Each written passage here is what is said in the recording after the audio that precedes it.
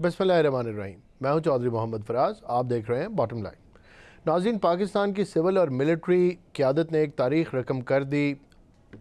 जो warring states थी Iran की और यूएस की, उनको दूसरी दफ़ा 50 साल में दूसरी दफ़ा आमने सामने बिठा दिया। पहला मौका तब आया जब इस्लामाबाद टॉक्स हुई थी, तब भी दुनिया को कुछ शकूक व शुबहात थे कि पाकिस्तान ये कर पाएगा या नहीं। बड़ी सुपीरियर डिप्लोमेसी की पाकिस्तान की मिलिट्री और सिविल क़यादत ने, और ये दो ऐसे मुल्क जो एक दूसरे के अज़ली दुश्मन थे, इनको टेबल पे ला के आमने सामने बिठा दिया। ज़ाहिर है इनके मसाइल बड़े डीप रूटेड थे, तो मामला वहाँ पे हल तो नहीं हो सका, लेकिन एक मीडिएशन का आगाज़ हो गया। पाकिस्तान ने अपनी क्रेडिबिलिटी को इस्टेब्लिश कर दिया और अब दूसरी दफ़ा जनेवा में पहले ये हमें ख़बर मिली कि वहाँ पे टॉक्स होंगी, फिर इसका वेन्यू चेंज हो गया और वेन्यू चेंज होने के बाद ये टॉक्स कैंसिल भी हो गई। फिर 19 तारीख को मोहसिन नकवी साहब ईरान के दौरे पे चले गए। एक कामयाब दौरा उन्होंने किया। कुछ मसला था इरानियंस की तरफ से, एतमाद में कुछ कमी थी। आपको पता है मिसट्रस्ट भी बड़ा गहरा है दोनों मुल्कों का। ईरान को कायल किया कि उनको स्विट्ज़रलैंड जाना चाहिए, और उसके बाद ईरान की टीम को साथ लेके मोहसिन नकवी साहब पहुँचे स्विट्ज़रलैंड में, और वहाँ पे एक दूसरा कामयाब दौर हुआ जिसमें American vice president JD Vance ने भी शिरकत की। साथ उनके स्टीव विटकॉफ भी थे और जैरेड कुशनर भी थे। इरानियन डेलीगेशन जो था ये भी हाई लेवल डेलीगेशन था। मोहम्मद बाकिर कालिबॉफ थे, उसके अलावा उनके फॉरेन मिनिस्टर अब्बास अरागची साहब थे, और इस्माइल बकाई साहब भी इस हाई लेवल डेलीगेशन का हिस्सा थे। पाकिस्तान की तरफ से मोहसिन नकवी साहब तो थे ही, साथ पाकिस्तान के प्राइम मिनिस्टर और पाकिस्तान के CDF भी वहाँ पर मौजूद थे। बड़े कॉर्डियल माहौल के अंदर ये सारी की सारी जो नेगोशिएशन थी ये हुई। कतर का भी बड़ा अहम रोल था, उनके प्राइम मिनिस्टर भी वहाँ पे थे। ये सारी बात पाया तकमील तक भी पहुँच गई और एक कामयाब नेगोशिएशन भी हो गई। हमारे सामने कुछ चीज़ें आईं जो बड़ी अहम हैं, यानी वो मुसवदा जिसके ऊपर सदर डोनाल्ड ट्रंप ने भी साइन किए थे और ईरान के सदर मसूद पेज़ेश्कियान ने साइन किए थे, पाकिस्तान के प्राइम मिनिस्टर शहबाज शरीफ ने साइन किए थे। उसकी ऊपर एक फॉर्मल डिलिब्रेशन बात के ऊपर शुरू हो गई। टेक्निकल एक टीम भी बन गई और एक पॉलिटिकल कमेटी भी बन गई। उस पॉलिटिकल कमेटी ने इस अज़म का इरादा किया कि जो 14 पॉइंट्स हैं उनको सेफ़गार्ड करेंगे, और जो टेक्निकल टीम्स हैं जो मुख्तलिफ़ टेक्निकल इश्यूज़ दरपेश हैं इस मसले के अंदर, उनके ऊपर वो काम करते रहेंगे।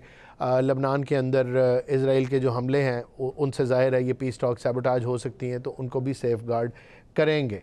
तो ये सारे का सारा मामला जो है आज अपने प्रोग्राम में इसको डिस्कस करेंगे। ईरान ने क्या पाया, US ने क्या पाया, ख़तरा किससे है हम जानते हैं, लेकिन उसको भी रिट्रेट करेंगे और इसके ऊपर आज के प्रोग्राम में डिस्कशन करेंगे। कितना कामयाब दौरा था, पाकिस्तानियों को कितना खुश होना चाहिए। पाकिस्तान की जो ये सुपीरियर डिप्लोमेसी है, अब बातें शुरू हो गई हैं कि ये सिर्फ़ इसके इंटरनेशनल लेवल के ऊपर ही हमें इसका फ़ायदा होगा और हमारी तारीफ़ होगी, या इसके कुछ डिविडेंड्स पाकिस्तान के अंदर भी हमें नज़र आएंगे। इसके ऊपर भी बात करेंगे। प्रोग्राम में आज मुझे ज्वाइन करेंगे brigadier retired SN Ali Shah साहब हैं, ये डिफेंस एनालिस्ट हैं। उनके साथ नासिर शराजी साहब हैं, इंटरनेशनल रिलेशंस के एक्सपर्ट हैं। प्रोग्राम का आगाज़ करते हैं, अपने मेहमानों की तरफ चलते हैं और गुफ्तगू का सिलसिला शुरू करते हैं। नासिर साहब, आपकी तरफ आऊँगा। ये फरमाइएगा कि पहले बर्गनस्टॉक कैंसिल हो गया। पहले हमने सुना जनीवा में है, फिर हमने सुना बर्गनस्टॉक रिजॉर्ट के अंदर बात होगी, फिर वो कैंसिल हो गई। फिर इंटीरियर मिनिस्टर जो थे वो गए, उन्होंने इरानियंस को मनाया जाके, या उन तक मैसेज पहुंचाया, उनको कायल किया और ईरान से डेलीगेशन को साथ लेके स्विट्ज़रलैंड पहुंचे। हमने देखा वहाँ पे लेक लुसर्न के ऊपर भी टेक्निकल टीम्स पहले से मौजूद थी और उन्होंने भी कुछ वर्किंग कर रखी थी। फिर पहले पता चला कि वाइस प्रेसिडेंट जेडी वेंस शायद ना आए, लेकिन फिर वो भी पहुंचे। स्टीव विटकॉफ और जैरेड कुशनर तो वहाँ पे थे ही, तो हाई लेवल डेलीगेशन बन गया। पाकिस्तान से भी हमारे इंटीरियर मिनिस्टर तो इरानियन डेलीगेशन के साथ उन्होंने ट्रैवल किया, लेकिन प्राइम मिनिस्टर पाकिस्तान, हमारे CDF जनरल आसिम मुनीर भी वहाँ पे पहुँचे। बड़े ज़बरदस्त मनाजिर देखे। मैं उनकी तफसीलात में नहीं जाऊँगा, आपके लिए छोड़ देता हूँ, अपने जवाब का हिस्सा बनाएं। आपने क्या देखा, कैसा लगा आपको? पाकिस्तान इस टाइम पे उसकी पोजीशन कैसी है, और ये नेगोशिएशंस के बारे में जो हमने ख़बरें सुनी, उसके बारे में आपका क्या कमेंट है, ज़रा बताइएगा। जी बहुत शुक्रिया। ये इम्पोर्टेंट डेवलपमेंट है और मैं इसमें कोई दूसरी राय नहीं है कि पाकिस्तान का जो डिप्लोमेटिक चेहरा है, बिलखसूस जिसको हम सॉफ्ट इमेज कहते हैं, ये इस वक्त यूरोप और दुनिया की बड़ी बड़ी ताकतों से ऊपर है। यानी इवन अगर जिनेवा के अंदर या स्विस उसके अंदर भी अगर डायलॉग हो रहे हैं तो उस डायलॉग के अंदर ऑफिशियल मीडिएशन का जो रोल है जी। वो पाकिस्तान के पास है और ये छोटी बात नहीं है। फिर ये कि दूसरा पहलू ये है कि पाकिस्तान ने अमेरिका के साथ अपने रिलेशनशिप और ईरान के साथ जो उसकी टाइज हैं, इन दोनों की बड़ी बेस्ट यूटिलाइजेशन की है और एक ऐसा स्टैंड लिया है जो पाकिस्तान ने थ्रू आउट द हिस्ट्री जो है वो उसको प्रूव किया है।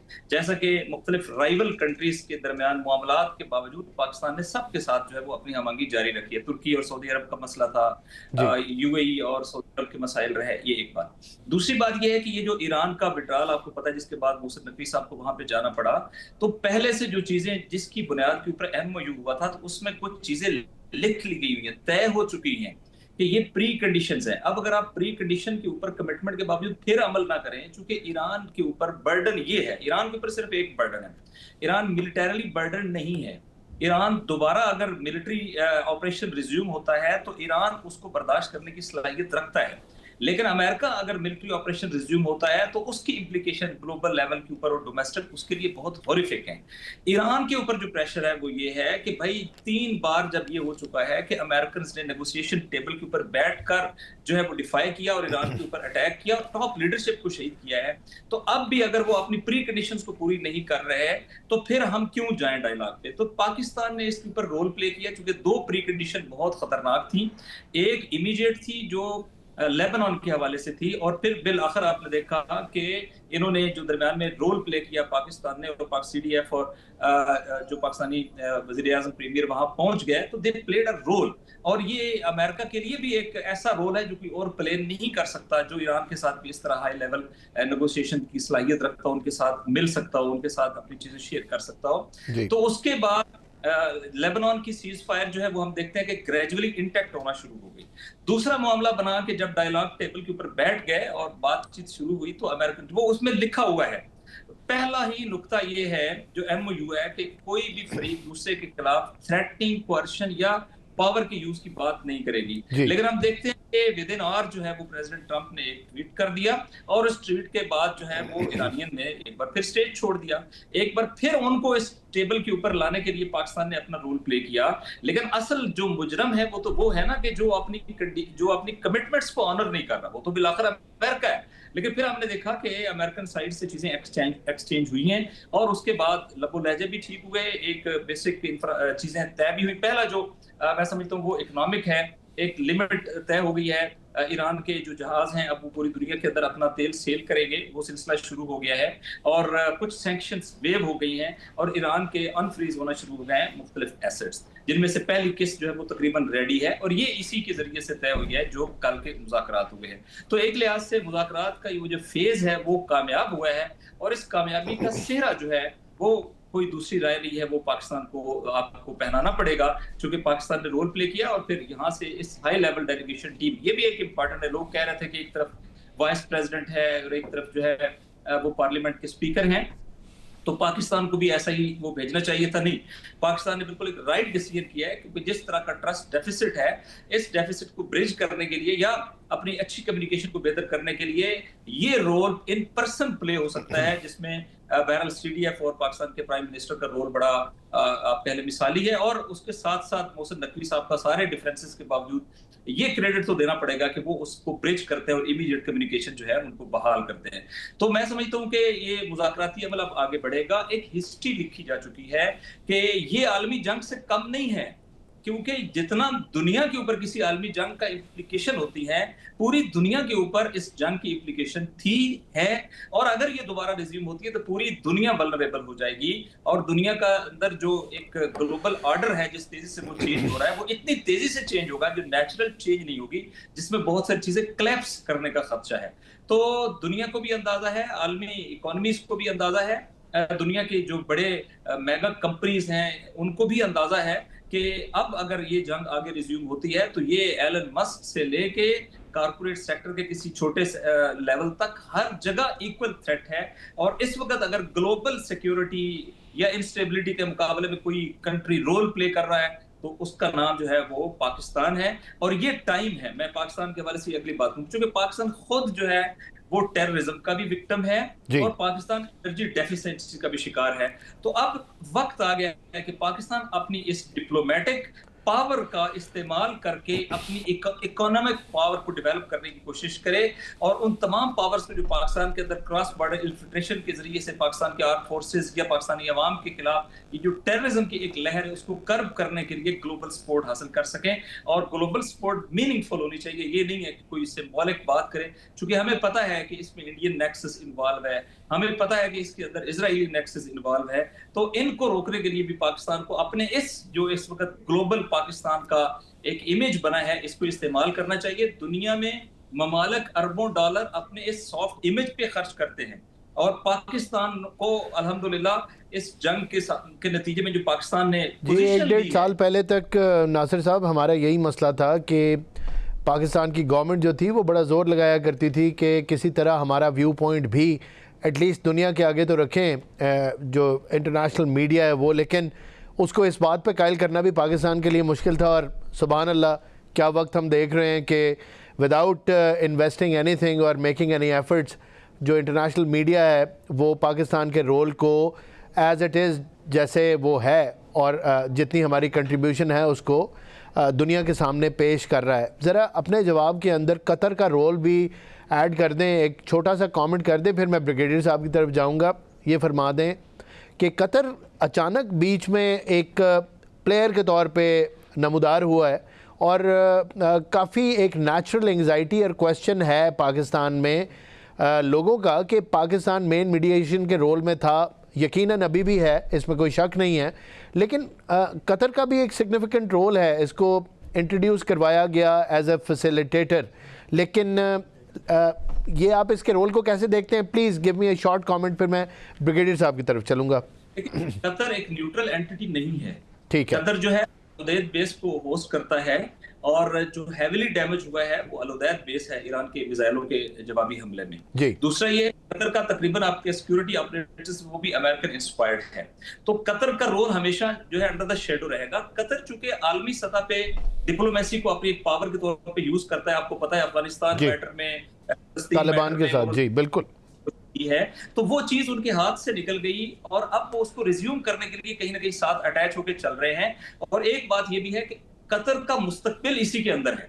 कतर किसी तौर मिलिट्री एडवेंचर अगर एक दिन भी आगे बढ़ता है तो ये कतर के लिए, चूंकि कतर के पास सिवाय एलएनजी के कोई एक्सपोर्ट नहीं है और एलएनजी का जो रॉक है वो ईरान और कतर शेयर करते हैं, वो एक ही है, साउथ पार्स और नॉर्थ पार्स। और अगर ईरान के साथ कतर की कन्फ्रंटेशन बाकी रहती है तो ये कतर के लिए इकोनॉमिकली डिवास्टेटिंग है। तो मेरे ख्याल कतर नेगेटिविटी से निकल के एक पॉजिटिव रोल प्ले करना चाहता है और उसने इस गुंजाइश से फायदा उठाने की कोशिश की है। बट अगेन ये पाकिस्तान के रोल के अंडर है, ये अभी इंडिपेंडेंट ऐसा रोल नहीं है कि जिसकी बुनियाद के ऊपर हम ये कहें कि ये पैरेलल रोल है। ये पैरेलल नहीं, बल्कि पाकिस्तान की डोमिनेंस के अंदर एक रोल है जो सपोर्टिव रोल के तौर पे। बिल्कुल आपका पॉइंट आ गया शिराजी साहब। नाज़रीन, हमारी गुफ्तगू का सिलसिला जारी है, लेकिन यहाँ वक्त हो गया एक शॉर्ट कमर्शियल ब्रेक का।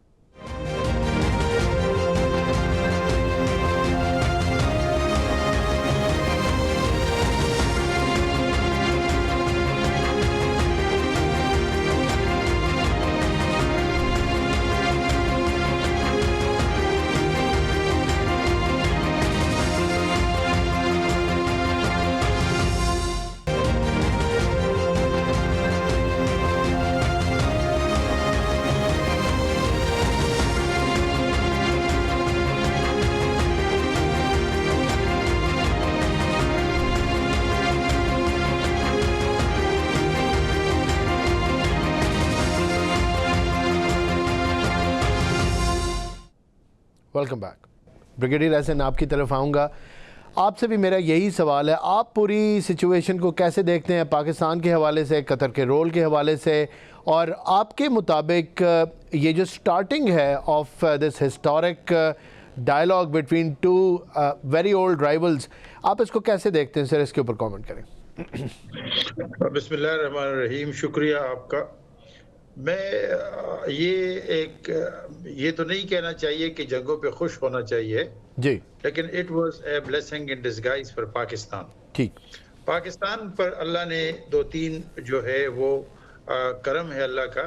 एक तो पाकिस्तान की लोकेशन जो है, strategic location, it is very important. जी। दूसरी बात जो है पाकिस्तान की अफवाज और पाकिस्तान के आवाम, ये दोनों। और तीसरी बात जो है ओवर द ईयर्स पाकिस्तान के इस स्टेटस को कि वो एक एटॉमिक पावर है, only atomic power in Islamic world. और चौथी बात जो है वो अभी रिसेंटली हिंदुस्तान के साथ पिछले मई में पाकिस्तान का जो एक तनाज़ा हुआ था जिसमें अल्लाह ताला ने पाकिस्तान को सुरखरू किया। ये 4-5 बुनियादी चीज़ें हैं जिसमें पाकिस्तान की अहमियत को उजागर कर रहा है। अब मैं आ रहा हूँ मौजूदा जो टसल है ईरान और अमेरिका का। जी। ईरान और अमेरिका का आपको पता है, शाह के बाद जब शाह डिथ्रोन हुआ, माजूल हुआ, तो उसके बाद एक 444 डेज का अमेरिकन एम्बेसी हॉस्टेज चला था और उसके बाद मुसलसल ईरान और अमेरिका के दरमियान चपकलिश जारी है, जिसमें न्यूक्लियर है, जिसमें उनकी सैंक्शंस है, जिसमें और कई चीज़ें हैं। लेकिन बीच में जो रोल है बेसिक थ्रेट इराक के बाद और बाकी मुल्कों के बाद, जब मुसलमान ममालिक एक के बाद दीगर गिरते गए, तो इजराइल को एक ही जो है मेन वो मिल गया और वो ईरान था। उसकी वजह से ईरान और अमेरिका के दरमियान जो हालात थे वो मजीद बिगड़ गए। अब आते हैं कि ये जंग जो मौजूदा ईरान और अमेरिका के दरमियान लग गई, वो भी यही थ्रेट है कि अमेरिका ये समझ रहा था कि ईरान फ्यूचर में इजराइल के लिए एक बहुत बड़ा थ्रेट बन सकता है और उसकी वजह से इनके दरमियान ये चपकलिश बढ़ गई। लेकिन अमेरिकन को ये बावर नहीं था कि it takes one to fight the war और initiate the war, but it takes two to finish the war. तो ईरान अभी ये मैं नहीं कह सकता it's a win win situation, लेकिन ईरान की कंसिस्टेंसी, रेजिलियंस ने ये साबित कर दिया कि दोनों मुज़ाकरात की टेबल पर आ गए। अब इसमें पाकिस्तान का जो रोल है, पाकिस्तान का रोल एक लिहाज से ये है कि हमारा ईरान के साथ बहुत देरीना ताल्लुकात हैं। आरसीडी में अयूब खान के दौर से लेके और जमाल गुरसल के और शाह ईरान के दौर से पाकिस्तान आरसीडी में तुर्की और ईरान के साथ था। दूसरा, पाकिस्तान हमसाया मुल्क है। तीसरा, ईरान के बाद सबसे बड़ी जो अहले तशी कम्युनिटी है वो पाकिस्तान में रहती है। और चौथी बात यह है कि पाकिस्तान का एक उभरता हुआ रोल सऊदी अरब के साथ हम स्ट्रेटेजिक अलायंस में है। आपको पता है कि central Asia, east Asia, west Asia में पाकिस्तान का रोल बहुत आगे गया है। भारत के साथ जो तनाज़ा हुआ था, और फिर अमेरिका को एक ऐसा रिलायबल साथी चाहिए जो एक उभरती हुए रोल के तौर पे दुनिया के लिए अमन का एक जो है वो बायस बन सके। ये तमाम चीज़ें हैं जो पाकिस्तान, और फिर लीडरशिप, पाकिस्तान की लीडरशिप ने जिस तरह मिडिल ईस्ट में सऊदी अरब के साथ एक स्ट्रेटेजिक मुआहिदा किया और अब ईरान के साथ, अमेरिका के साथ, कतर के साथ, इन मुल्कों और टर्की के साथ चल रहा है, तो मेरे ख्याल में इन तमाम चीज़ों ने अमेरिका नहीं बल्कि पूरी दुनिया पे पाकिस्तान की अहमियत को उजागर किया। बिल्कुल, आपका पॉइंट आ गया। मैं आता हूँ कि जी प्लीज कंटिन्यू करें, ब्रिगेडियर साहब कंटिन्यू करें। अब मैं आता हूँ कि ये जो अब मुज़ाकरात चल रहे हैं, इसमें पाकिस्तान का बड़ा देरीना रोल है, क्योंकि पाकिस्तान वो मुल्क है जो इस तनाज़े में बिल्कुल बगैर जानिबदार रहा, लेकिन ईरान को पता है कि हमारी हमदर्दियां ईरान के साथ थी और हम नहीं चाहते थे कि ईरान जैसा बिरादर मुल्क जिनके साथ हमारे दीनी रिश्ते हैं, हमारे मजहबी, हमारी सकाफती और भी पाकिस्तान की मुसलसल उन्होंने जब भी पाकिस्तान पे मुसीबत का वक्त आया तो ईरान ने हमारी मदद की। उस चीज़ को मद्देनज़र रखते हुए पाकिस्तान के अवाम भी और पाकिस्तान की हुकूमत भी ईरान के साथ एक हमदर्दाना रवैया रखता था।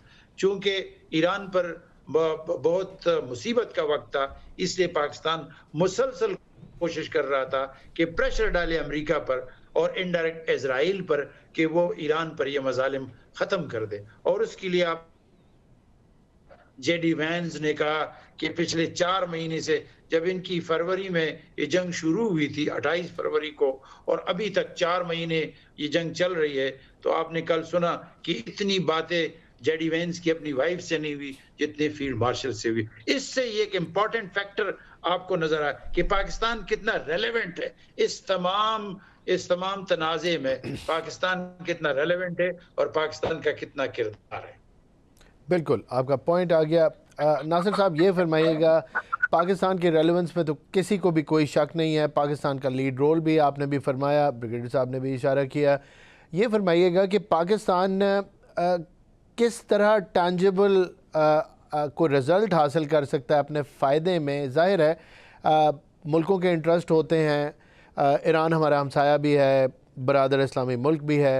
हमने बड़ी इवन हैंडेडली दोनों फरीकों के साथ मेरिट के ऊपर न्यूट्रलिटी मेंटेन करते हुए इस नेगोशिएशन के अंदर अपनी जो गैर जानिबदाराना अप्रोच है उसको साबित किया पूरी दुनिया के आगे, क्योंकि हमने देखा कि ईरान बिल्कुल ज़ीरो टॉलरेंस है ईरान की। अगर उसको लगे कि कोई टिल्ट कर रहा है मुल्क किसी तरफ तो उनको कोई परेशानी नहीं है, वो उस तरफ इशारा कर देते हैं। तो पाकिस्तान की न्यूट्रलिटी बिल्कुल साबित है।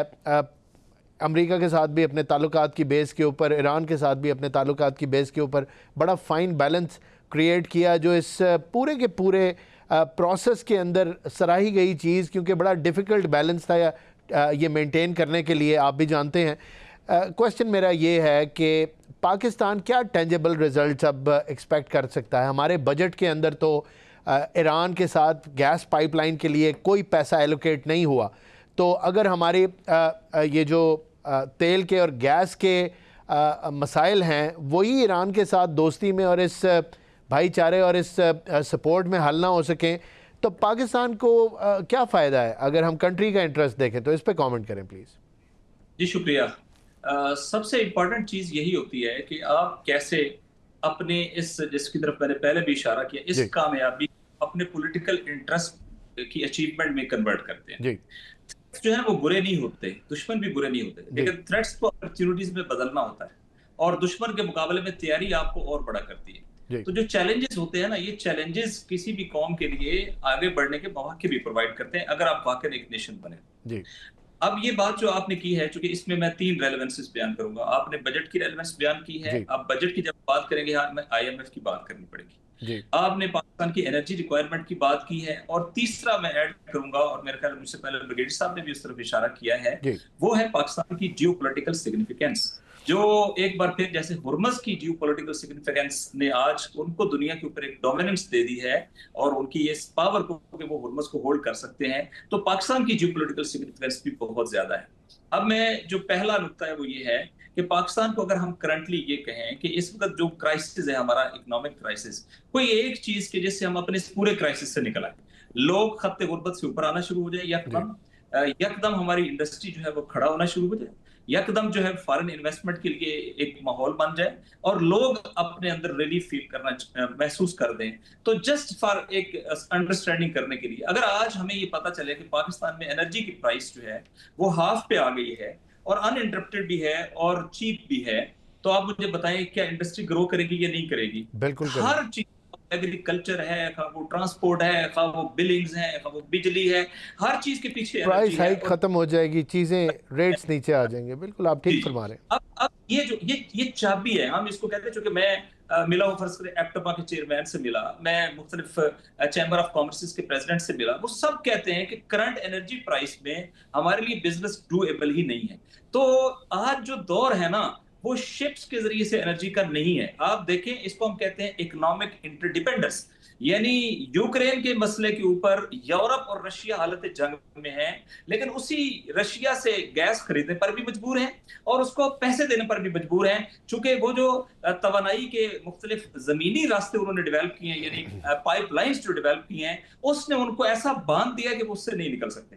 आपने देखा वल्नरेबिलिटी है, जो ट्रेड रूट्स हैं समंदर के, पायरेसी का मसला है, टेररिज्म का मसला है, जंगों का मसला है, वेदर का मसला है।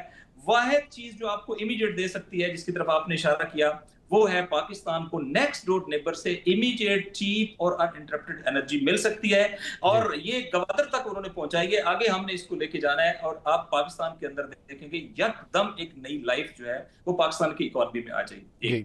दूसरी बात ये है, जिसको जियो पॉलिटिक्स में हम कह रहे हैं, कि एक ये है और दूसरा ये है कि आप, चाइना दुनिया का सबसे बड़ा एनर्जी सीकर है।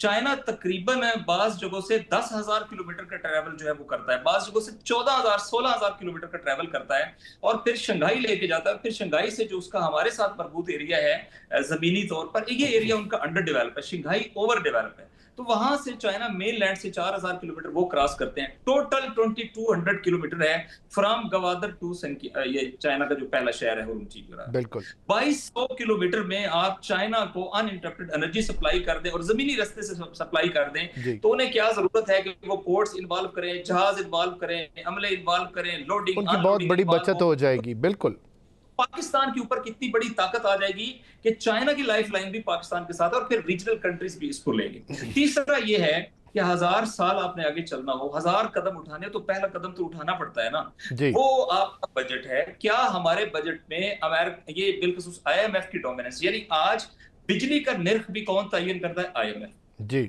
क्या हमारे पास IMF के क्लचेस से निकलने का कोई मैकेनिज्म है? तो जब अगर ये वाली चीजें हमारे पास हो कि चाइना हमें टेक्नोलॉजिकल सपोर्ट करने के लिए तैयार हो, यूथ बल्ज में आप रिच हो, एक बॉर्डर के ऊपर इमीडिएट एनर्जी चीप आपके पास अवेलेबल हो, तो पाकिस्तान को तो फिर सिर्फ एनवायरनमेंट चाहिए और पाकिस्तान चैलेंजेस का मुकाबला कर सकता है और उसके लिए कोई पहला कदम उठाना पड़ेगा। अनफॉर्चुनेटली जो चीज मैंने नहीं देखी, जिसकी तरफ आपने इशारा किया, हमने बजट भी एलोकेट नहीं किया।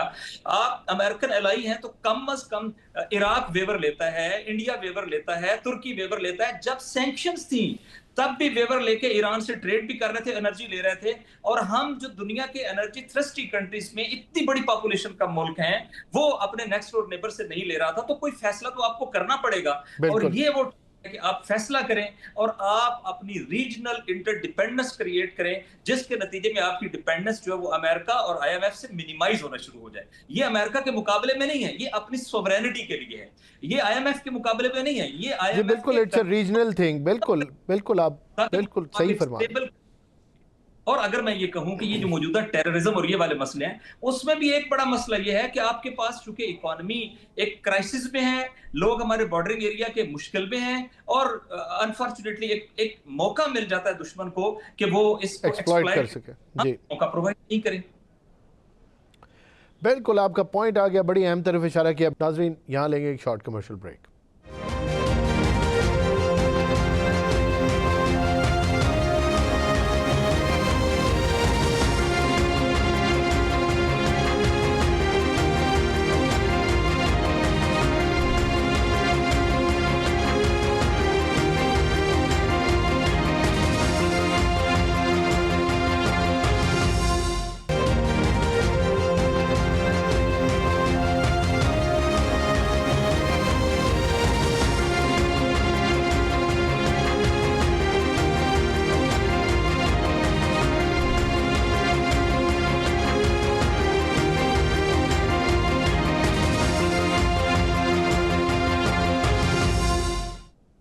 Welcome back. ब्रिगेडियर साहब आपका कमेंट चाहूँगा। पाकिस्तान की गवर्नमेंट को ये सारी चीज़ें नज़र नहीं आती, कब हम लोग इन वेवर्स की तरफ जाएंगे? पाकिस्तान की गवर्नमेंट जिसने सिविल मिलिट्री लीडरशिप, जिसने एक ऐसा मार्का मारा है जिससे कोई इनकार नहीं कर सकता, पूरी दुनिया इसकी मोतरफ है, इंतहाई अच्छी डिप्लोमेसी दिखाई और एक फ़ाइन बैलेंस क्रिएट करके दिखाया। तो ये जो लोकल फ्रंट है, ये जो पाकिस्तान को की कनेक्टिविटी है, जैसे नासिर शिराजी साहब ने इशारा किया, बड़ी अहम तरफ, इस तरफ पाकिस्तान कब जाएगा? और अब तक पाकिस्तान की गवर्नमेंट के जहन में ये चीज़ क्यों नहीं आई? क्योंकि हालात भी साजगार हैं, इन मुल्कों को हमारी ज़रूरत भी है और ज़ाहिर है पाकिस्तान की आवाम को भी इस थोड़ी अपग्रेडेशन और सपोर्ट की ज़रूरत है। ये बात ईरान को भी पता है, US को भी पता है। कब हम पाकिस्तान की हुकूमत इस तरफ भी अपना रुख करेगी? क्या ख्याल है आपका? मेरे ख्याल में अब पाकिस्तान को एक तो होता है क्रेडिबिलिटी का इशू जी, तो अल्हम्दुलिल्लाह वो क्रेडिबिलिटी का इशू पाकिस्तान जो है वो बड़े यानी नफीस तरीके से अपनी क्रेडिबिलिटी को रेलेवेंसी में तब्दील कर रहा है। एक तो ये बात है। दूसरी बात ये है कि आपने देखा कि पाकिस्तान का अभी तक, बल्कि रिसेंटली पिछले मई तक हिंदुस्तान सेंट्रिक पॉलिसी थी, जिस तरह हिंदुस्तान की भी पाकिस्तान सेंट्रिक पॉलिसी थी सिक्योरिटी पॉइंट ऑफ व्यू से। तो अल्हम्दुलिल्लाह अब उस सिक्योरिटी सेंट्रिक से हम निकल रहे हैं। और जिस तरह हिंदुस्तान कहता था कि Pakistan is a minor irritant, तो अभी अल्हम्दुलिल्लाह हम कह सकते हैं कि India is a minor irritant. तो ये तो सबसे बड़ी बात हो गई कि हम इस सेंट्रलिटी से हम निकल गए और हम वर्ल्ड पर अपना जो है इम्पैक्ट बना रहे हैं। और ये कोई छोटी बात नहीं है, एक सुपर पावर जो वर्ल्ड का वाहिद सुपर पावर है, और एक ईरान जो more than half a century उनके तनाज़ात चल रहे और आप उसके बीच में अपना रोल प्ले कर रहे हैं। तीसरी बात ये आपने देखा होगा कि ईरान का सबसे ज्यादा एनर्जी और तेल का हिस्सा वो जाता था चाइना को, और चाइना जो है उसने भी बिहाइंड द सीन इसमें अपना रोल प्ले किया होगा। मैं ये इससे इनकार नहीं कर सकता हूं, क्योंकि कतर और चाइना की भी बड़े देरीना ताल्लुकात है। दो के कतर अमेरिका के लिए एक सेंट्रल पॉइंट है मिडिल ईस्ट में और इस एशिया में, जहां पे उनका बैरी बेड़ा और सेंट्रल कमांड भी है। लेकिन पाकिस्तान जो है वो चाइना के साथ, जिस तरह नाज़िर शिराजी साहब ने इशारा किया कि तीन चीजें बड़ी इंपॉर्टेंट है। Alternative, world is independent also, countries are independent but we all are interdependent. तो इंटरडिपेंडेंसी के लिए अगर वो आपको कुछ दे रहा है तो आपके पास भी कुछ होना चाहिए जो उसके बदले आप दे दे। पाकिस्तान के पास पैसा तो रहा नहीं, हमारी इकोनॉमिक सिचुएशन बदतर है, लेकिन पाकिस्तान के पास स्किल है, पाकिस्तान के पास अब सिक्योरिटी टेक्निक्स है, पाकिस्तान के पास लेबर है, पाकिस्तान के पास वो लोग हैं जो उधर जाके आप उनको एक चीप लेबर दे सकते हैं, एक्सपोर्ट कर सकते हैं। दूसरी बात ये है कि आपको अल्टरनेटिव पे जाना पड़ेगा। ये सिर्फ नहीं है कि पाकिस्तान सिर्फ अब स्टेट ऑफ हार्मोज बंद हो गया तो अब सब कुछ अब बंद हो गया। आपको जिस तरह चीन ने कनेक्टिविटी के वेरियस रिसोर्सेज ओपन किए हैं, जिसमें बिल्ड एंड रोड है, जिसमें सिंकियांग के तमाम रास्ते उन्होंने ओपन रखे, पाकिस्तान के भी तमाम रास्ते को हम अल्हम्दुलिल्लाह हम तीन सिविलाइजेशंस के दरमियान रह रहे हैं। एक तरफ अरब सिविलाइजेशन है, यानी मिडिल ईस्ट की रिच रिसोर्सफुल कंट्रीज है, दूसरी तरफ चाइनीज कन्फ्यूशियस सिविलाइजेशन है जहाँ पे टेक्नोलॉजी है, जहाँ पे सब कुछ है, और चौथी तरफ आप देखें Russia more than half of the world वो ऑक्युपाई कर रहा है और वहां पे रिसोर्सेज ही रिसोर्सेज है। तो एक चीज जो हमारा ब्लॉक बन रहा है, जो हमें स्टंबल कर रहा है, जो हमें रोक रहा है, वो अब अफगानिस्तान है और सेंट्रल एशिया है। हमें अपना एक्सेस, चूंकि अफगानिस्तान एक लैंड लॉक कंट्री है, उसको भी उतनी बल्कि इससे ज्यादा जरूरत है जितनी पाकिस्तान को सेंट्रल एशियन मुल्कों तक की रसाई जरूरत है, और फिर उधर यूरोप, रूस वगैरह इन ममालिक तक। तो अगर हम एक तरफ चाइना के साथ, एक तरफ ईरान के साथ, एक तरफ मिडिल ईस्ट के साथ, रशिया के साथ, सेंट्रल एशिया के साथ, ये तमाम रास्ते हम ओपन करें तो मेरे ख्याल में पाकिस्तान में एक खुशहाली का दौर आएगा। और यहाँ पे एक एक्सचेंज, जो ह्यूमन एक्सचेंज है, जो लेबर एक्सचेंज है, जो ट्रेड एक्सचेंज है, जो तमाम चीजें हैं वो ओपन हो जाएंगी। आपका पॉइंट आगे बड़ी अहम तरफ इशारा किया आपने। नासिर साहब ये फरमाइएगा, अगर हम थोड़ा वापस आएँ अपने इस कॉन्फ्लिक्ट की तरफ जिसके अंदर पेशरफ्त हुई पाकिस्तान की मदद से हुई, और अब कुछ चीज़ें ऐसी लग रही हैं कि ईरान को रिलीफ मिल रहा है, तो ये रिलीफ जो मिल रहा है इसमें हमें ये भी समझ आती है कि अमेरिका बड़ी बुरी तरीके से फंसा हुआ है। एक गलत स्टेटमेंट दी, एक 80 मिनट्स का डिले आया इस टॉक्स के अंदर, उन्होंने अपना एहतजाज रिकॉर्ड कराया और फिर दोबारा पाकिस्तान एक्टिवेट हुआ, अपनी डिप्लोमेसी दिखाई, ईरानी डेलीगेशन को वापस लेके आए, दोबारा टॉक शुरू हुई और अब उसका नतीजा भी निकल आया, ईरान को रिलैक्सेशन मिल रही है। आगे टीम्स भी बन गई, टेक्निकल टीम्स भी बन गई, पॉलिटिकल एक कमेटी भी बन गई। ये सब कुछ एक राइट डायरेक्शन में इशारा कर रही हैं। मैं ये नहीं कहता कि ये काम आसान होगा, ज़ाहिर है इसराइल की मौजूदगी में ये काम बड़ा मुश्किल रहेगा, क्योंकि इसराइल तो सिग्नेटरी नहीं है इस एग्रीमेंट का, और उसकी वर्बल गारंटी यूएस ने दे रखी है जो आपकी बहुत ज़्यादा देर तक चल नहीं सकती। उनका एजेंडा ही बिल्कुल फ़र्क है, तो they keep doing the mess, लगता तो ऐसा ही है। क्वेश्चन मेरा ये है कि इस सिनेरियो में आप कैसे देखते हैं पाकिस्तान का रोल तो और ज़्यादा अहम हो जाएगा, क्योंकि अभी टॉक्स शुरू भी नहीं हुई थी तो ख़त्म होने की तरफ जाने लगी।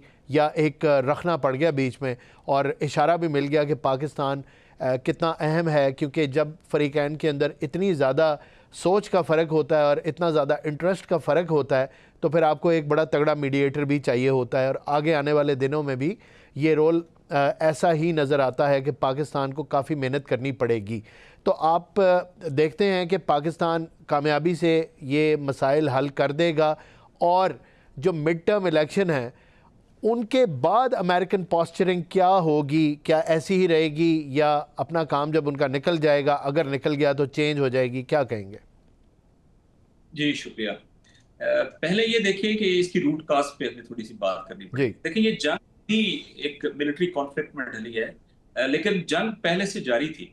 प्रेसिडेंट ट्रंप ने खुद एक्नॉलेज किया है कि उन्होंने ईरान के एक टॉप मिलिट्री रहनुमा कासिम सलमानी की जो असैसिनेशन हुई थी, वो उसने इसी पर्पस के लिए की थी कि वो फलस्तीन के काज के लिए सारी चीजों को मैनेज करते थे जी।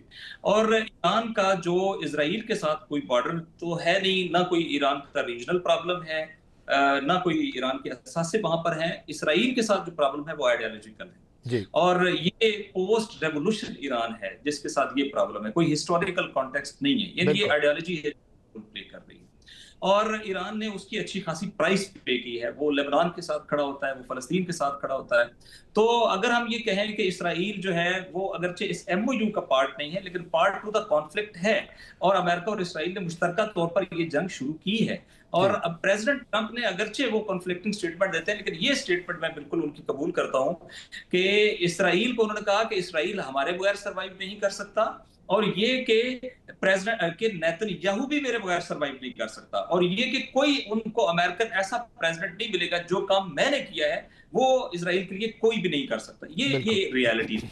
अब ये है कि जब तक ये आइडियोलॉजिकल कॉन्फ्लिक्ट एग्जिस्ट करता है, जब तक फलस्तीन के ऊपर इजरायली ऑक्यूपेशन जारी रहता है, उनके designs to occupy and annex and greater Israel, ये सारी चीजें मौजूद रहती हैं, और वो इस खित्ते के अंदर अपने जारहाना अज़ाइम से बाज नहीं आता, तो आप ये यकीन रखें कि ये लड़ाई दोबारा होगी, और इजराइल के साथ भी हो सकती है, और अमेरिका जो इसराइल को अनकंडीशनल सपोर्ट करता है उसके साथ भी हो सकती है। तो ये एक वक्फा है जिसमें दोनों जो है वो अपनी साइड्स जो है वो मैनेज करेंगे, अपने मसल्स जो है उनको। ये एक बात। दूसरी बात ये है, लेकिन ये वक्फा छोटा भी नहीं होने वाला, ये वक्फा बड़ा रीजनेबल होगा। क्योंकि अभी आपने मिड टर्म की बात की है, मैंने पहले से इसके ऊपर बात की थी कि ईरान की जो सॉफ्ट पावर है ना, वो अभी करबला है, और ये अय्याम जो माह मुहर्रम के यहाँ से लेके माह सफर, ये 2 माह जो है तकरीबन, वो ईरान के अंदर जोशो जज्बात पीक के ऊपर होते हैं। सुप्रीम लीडर तो जो शहीद हुए उनकी तदफीन का मामला भी है। बिल्कुल, आप बिल्कुल अभी 9 तारीख से 6 तारीख से 9 दरमियान वो शुरू है। तो इस वक्त ईरान के अंदर जज्बात पीक के ऊपर हैं, और ईरान जो है जंगी एटमॉस्फेयर के लिए प्रिपेयर्ड है। लेकिन इस अमेरिका की साइड पे प्रॉब्लम ये है कि जो डोमेस्टिक सिचुएशन है, आप अमेरिकन प्रेसिडेंट की पहली ट्वीट से साइन करने के बाद देख लें कि प्राइस नीचे आनी शुरू हो जाएंगी, इकॉनमी ग्रो करनी शुरू हो जाएगी। इसका मतलब वो एक्नॉलेज कर रहे हैं कि इस जंग के नतीजे में ये सारा हमें जो है चीजें बर्दाश्त करनी पड़ी है। अमेरिकन कभी उनकी कांग्रेस की डिबेट्स हुई तो आपको पता चले कि वो स्टैटिस्टिक अमेरिका कितना ज्यादा सफर कर रहा था इस जंग से। खुद अमेरिका, यूरोपियन अलाइज जो हैं वो बदतरीन इकोनॉमिक क्राइसिस में है, और रीजनल जो अमेरिकन अलाइज हैं, जिनमें अगर मैं एशियन अलाइज की बात करूं, इंडिया है, जापान है, या इसी तरह कोरिया है, उनकी सारी डिपेंडेंस इस रीजन के ऑयल के ऊपर है। और फिर आप बात करते हैं जो हमारी गल्फ स्टेट्स हैं, तो वो तो आप कहें सुबह दोपहर शाम ये चाह रही है किसी तरीके से ये कॉन्फ्लिक्ट जो है वो खत्म हो और हमारी इकोनॉमी जो है वो रिज्यूम करना शुरू करे। लिहाजा अगर पैटर्न बनाएंगे तो ईरान जो है वो कुछ अरसा अगर मजीद जंग जारी रहती है तो उसके लिए प्रॉब्लम नहीं है, लेकिन अमेरिका डिवास्टेटिंग सिचुएशन बर्दाश्त करेगा। वो इसके आदी नहीं है, वो इन सैंक्शंस के आदी नहीं है। ये पहली बार तारीख में हुआ है कि किसी ने अमेरिका और उसके अलाइज को सैंक्शन किया है, यानी थ्रू हुर्मस, जो दुनिया में उनकी जो तवानाई की कीमतें बढ़ी है, ये सैंक्शन है इन अ सेंस। अब ये है कि इनमें हम रे ऑफ होप क्या कहते हैं। तो ये मुज़ाकरात क्यों हुए हैं? पहली बार पाकिस्तान की फैसिलिटेशन सेकंड है। मुज़ाकरात अगर वो मिलिटरली अपने अहदाफ को हासिल कर रहे होते तो ये मुज़ाकरात नहीं होते। चूंकि मिलिटरली अमेरिका को अपने अहदाफ नहीं मिल रहे, तो अब वो नेगोशिएशन टेबल के ऊपर बैठकर चाहते हैं कि कुछ चीजें हासिल करें और उनको एक वे आउट मिल जाए, स्पेस सेविंग जिसको आप कहते हैं। ईरान उनको कोई स्पेस सेविंग भी नहीं दे रहा, और ईरान जो है वो उसे पता है कि अब जो है वो ऑन द ग्राउंड, ये भी मैं अपनी बात नहीं कर रहा, मसलन जॉर्ज मीरशाइमर ने कहा है कि उसने कहा है कि ईरान विनर है और विनर तय करता है TORs को कि हमने इस जंग को कैसे कंक्लूड करना है। और ईरान की लीडरशिप ने भी यही बात की थी कि जंग शुरू करेंगे लेकिन खत्म हम करेंगे, जो शहीद आयतुल्लाह सैयद अली खामनेई हैं। तो उनकी बात बिल्कुल सच साबित होती जो है वो नजर आ रही। अब ये है कि इस सारे मामले में पाकिस्तान की अहमियत उससे भी ज्यादा बढ़ गई है।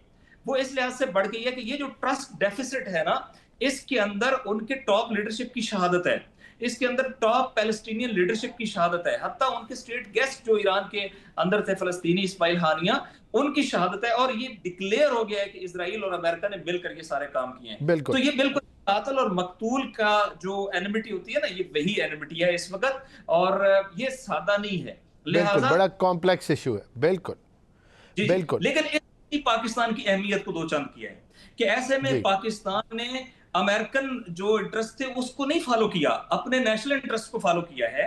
और नेशनल कहता है कि हम अपना बॉर्डर देखेंगे। हमारे 3 बॉर्डर तो ऑलरेडी एंगेज हैं, टोटल तो 4 बॉर्डर हैं। हमारा बॉर्डर के साथ क्लोज है, हमारा बॉर्डर अफगानिस्तान के साथ इस वक्त वल्नरेबल है, हमारा बॉर्डर जो है वो चाइना के साथ सीजनल है, और हमारे एक ही बॉर्डर है। और दुनिया के आपके चारों बॉर्डर अगर फर्ज करें अनरेस्ट का शिकार हो जाए तो फिर आप कैसे सरवाइव कर सकते हैं, दुनिया का कोई मुल्क भी। तो पाकिस्तान ने बिल्कुल ही रीड किया है कि ये यहाँ पर जो रिजीम चेंज ऑपरेशन होगा ये इसराइल के लिए होगा। पाकिस्तान का अपना इंटरेस्ट ईरान की स्टेबिलिटी के अंदर लाई करता है, हत्ता पाकिस्तान का न्यूक्लियर इंटरेस्ट भी। जब तक ईरान का स्टैंड बाकी है प्रिंसिपल न्यूक्लियर प्रोग्राम के ऊपर, वो पाकिस्तान के लिए एक्सपोर्ट जारी है। चूंकि नेतन्याहू कर चुका है कि हम ईरान और इसराइल और जो है वो पाकिस्तान के न्यूक्लियर प्रोग्राम को जो है वो कैप करेंगे या उसको रिवर्स कराएंगे, ये नेतन्याहू का वाज़ेह इंटरव्यू मौजूद है। तो इस लिहाज Pakistan national interest, global interest, American interest, ईरानी इंटरेस्ट एक चीज के ऊपर है, और वो ये है कि खित्ता स्टेबल हो। और पाकिस्तान उसके अंदर एक की प्लेयर बन गया है। और अगेन ये बात जरूर दोहराऊंगा, इस की प्लेयर के नतीजे में पाकिस्तान को अपना हाउस इन ऑर्डर करना पड़ेगा। बड़ी अहम बात आपने कर दी और बॉटम लाइन बता दी कि पाकिस्तान को अपना हाउस इन ऑर्डर करना पड़ेगा, और पाकिस्तान एक की प्लेयर है। ब्रिगेडियर साहब कंक्लूडिंग रिमार्क्स दे दें, प्रोग्राम का वक्त ख़त्म हो रहा है। सदर मसूद पज़ेश्कियान, पाकिस्तान एक्सपेक्टेड है उनकी आमद, शायद आज शाम चल पड़ेंगे या कल पहुंच जाएंगे या आज पहुंच जाएंगे। अब पता है सिक्योरिटी रीजंस की वजह से उनका कोई एग्जैक्ट डेफिनेटिव वो नहीं होता, बहरहाल ये कंफर्म है कि वो आ रहे हैं। एक तो छोटा सा कमेंट इस पर कर दें और अपने कंक्लूडिंग रिमार्क्स दे दें कि आपको क्या लगता है मामला किस तरफ जा रहा है। हाल में पाकिस्तान ने बहुत ही एक ऐसा जानदार रोल प्ले किया कि ईरानी आवाम तो करेंगे, अमेरिकन भी करेंगे, लेकिन जो पूरी दुनिया इस जंग की गिरफ्त में आई थी उससे पाकिस्तान की मदद से हम पूरी दुनिया ने निजात पाई। तो ये हमारे लिए एक बहुत बड़ी बात है। अब जब ईरान के सदर कल हमारे पास आ रहे हैं या आज आ रहे हैं, तो वो भी इस चीज का एतराफ करते हुए कि पाकिस्तान ने कितना कलीदी रोल इस जंग के खात्मे के लिए, और ऐसा नहीं एक पुरवकार अंदाज से दोनों मुल्क को अपने एक दूसरे से हटा दिया और जंग का जो तनाज़ा था उसको एक बातचीत के टेबल पर ले आए। तो ये पाकिस्तान की दूसरी बड़ी कामयाबी है।